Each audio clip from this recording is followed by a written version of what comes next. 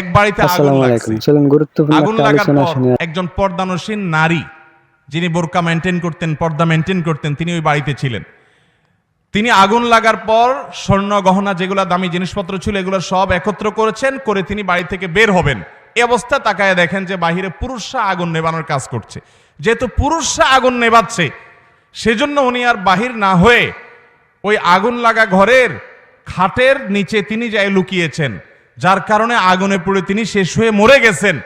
এই যে পর্দা করতে গিয়ে তিনি নিজের জীবনটাকে পর্যন্ত শেষ করে দিয়েছেন। পর্দা যারা করে তারা কত খারাপ, কত বাজে।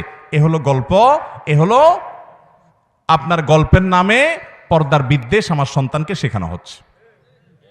ভাইরা আমার, আচ্ছা আপনি আমাকে বলেন, কোন বাড়িতে যদি আগুন লাগে, কোন নারী যদি সে আগুনের মাঝখানে পড়ে যায়, পুরুষরা আগুন নেভাচ্ছে, এই অজুহাতে কোনো মুসলমান নারী বের হবে না?